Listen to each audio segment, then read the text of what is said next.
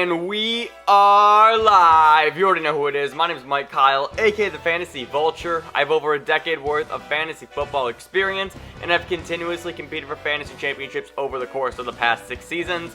Let's make it 7 in 2020. But enough of me. I'm here for you on today's episode of the FB Show. That might be one of the last times that we're actually able to say that, because I'm introducing something brand new to the channel, and that is game recaps. And of course, we are going to start off our recap series by breaking down the Kansas City Chiefs versus the Houston Texans. Actually, it'd be the other way around because Kansas City was the home team. But before we get started with that, a few quick things from you. First off, smash that subscribe button. Power running back style so that you never miss a video from me. Excuse me. Also hit that like button down below like an open receiver downfield, Patrick Mahomes style. And last but not least, you can follow me on all social media platforms at FF Vulture. That's Instagram, TikTok, and Twitter. The Twitter, it's been blowing up a little bit lately, and I'm really excited to use that platform as the conversation platform for all things fantasy football. It's going to be my primary platform for social media for sure. I'm able to just send out quick thoughts or respond to a lot of you guys. The DMs I've been having over there have been a lot of fun, and we're going to talk about that all in just a second. But let's do it. Let's start talking Chiefs, Texans kickoff for the 2020 NFL season. 3, 2, 1, let's go. So we are live from Arrowhead, and here we go. First quarter, David Johnson gets the ball up the middle, cuts to the outside for a 19-yard touchdown. Not a bad way to start your career as a member of the Houston Texans. A lot of people criticize Bill O'Brien for that trade, but later on in the first quarter, the rookie, Clyde Edwards-Helaire, breaks a couple of tackles for a monster 20-yard run. The rookie had quite a showing in his first game. Later on in that same drive, second quarter now, Patrick Mahomes, Travis Kelce, you know what this duo can do, and it picks up right where it left off year over year. Later on in the second quarter, Sammy Watkins, quick little slant route, but is he in for the score? He's not actually. He gets stopped at the one. Very next play, slant route again to Watkins. Finds his way into the end zone this time officially. Chiefs go up big so far, 17-7. Again, Clyde Edwards-Helaire, whoa! Hit him with the juke button, and Clyde Edwards-Helaire with his first ever touchdown in the NFL. Just a monster 27-yard run. He put the brakes on him, gave him a little shimmy, and he found his way to the end zone. Later on, we move over to the fourth quarter. Now, this game is just an absolute blowout. Tyreek Hill, 3-yard touchdown, and the Chiefs are just pouring it on the Texans. But, of course, garbage time. Here we come. Deshaun Watkins finds his tight end, Jordan Akins, for the 19-yard score. Akins had quite the performance. Later on in the fourth, Will Fuller, 31-yard bomb. Will Fuller also had quite the game. Later on in that same drive, little play-action handoff. Deshaun Watson, 1-yard touchdown, but it did not matter. Your final score, the Houston Texans 20, the Kansas City Chiefs 34. And that was the game in short. I really want to start doing this for every single game. I know it's ambitious, but I just let's just get as many of these done as possible. It's going to be really fun. This game, though, let's get back to what actually matters here in fantasy football. This game was a little bit weird, right? Like, we were all so excited for fantasy and for football to be back. But even, as we're watching it, it's just we're actually watching football. The season is here. We are in it now. We are in it to win it. And this game, there is a few things to talk about that I really want to just spend some time on.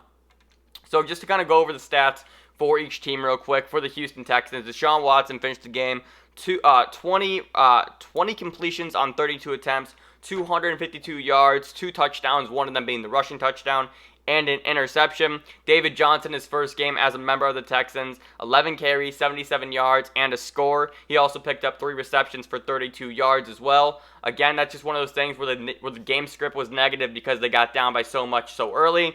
And so David Johnson really isn't able to get the full workload that he normally would because of that. Will Fuller is a big story of this game. 10 targets, 8 catches for 112 yards. I'm going to talk about him in just a little bit. Jordan Akins at tight end, who caught the 19-yard touchdown pass. 2 for 2. So 2 targets, 2 receptions, 39 yards, and 1 touchdown. He was also on the field for 81% of snaps. Just something to keep an eye on just going forward. He might be a free agent ad after week 1. But then shifting over to the Kansas City Chiefs, Patrick Mahomes, come on. Like, were we expecting anything less? Honestly, it really wasn't even, like, that great of a game, despite what the final score may show. Patrick Mahomes, 24 completions on 32 attempts, 211 yards, and 3 touchdowns. Clyde Edwards-Helaire, the big story here, the rookie out of LSU, who is getting all the hype in the world this offseason. 25 carries, 138 yards on the ground, and 1 touchdown. Sammy Watkins, the Week 1 wonder, is back. 7 receptions, 9 targets, 82 yards, and that touchdown that we just saw in the highlights. Tyreek Hill is going to do Tyreek Hill things, but we didn't get a traditional Tyreek Hill performance. 5 catches on 6 targets, 46 yards, and that touchdown that we saw, a little 3-yard, boop, just fire it to the little back corner of the end zone. He'll be there for you. And last but not least, Travis Kelce, who had a great game, honestly. 6 targets, 6 receptions, 50 yards, and the score. Kelce, as always, was great for the Chiefs offense. One more thing that I want to note here for the Chiefs, Demarcus Robinson. Now, this is a team just filled of wide receivers with the same kind of makeup, right? It's just speed. All they look for is speed. Demarcus Robinson had 6 targets, and it felt like every single drive he was seeing some action.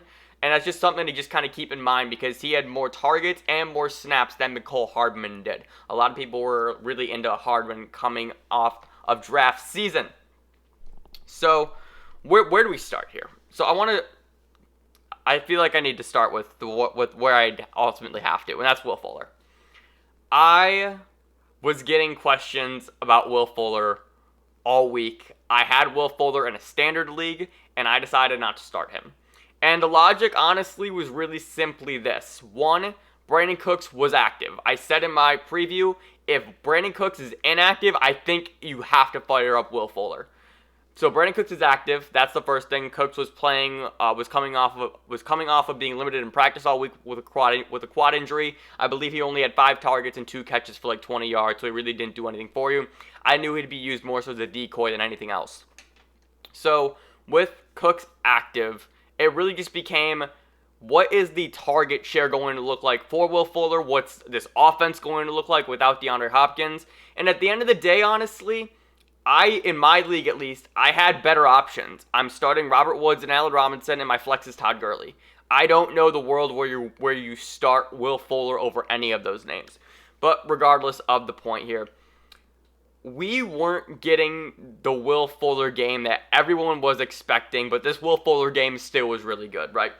As I mentioned in my preview, Will Fuller's 6 games, or his first 4 games specifically, 5 of his last 6 last year to start the season, he was under 10 fantasy points, and the only one that he boomed was the 41-point performance, which everybody remembers versus the Falcons, where he also had 3 touchdowns. But other than that, there was a game versus Kansas City in Arrowhead where he only had 7 points. He was very, very lackluster. And so when you watch this game and you saw Will Fuller get target after target, it was kind of like, oh, maybe Will Fuller really is the guy this season if he does stay healthy. Like I said, he had 10 targets, so he had pretty much a 30%, let's see.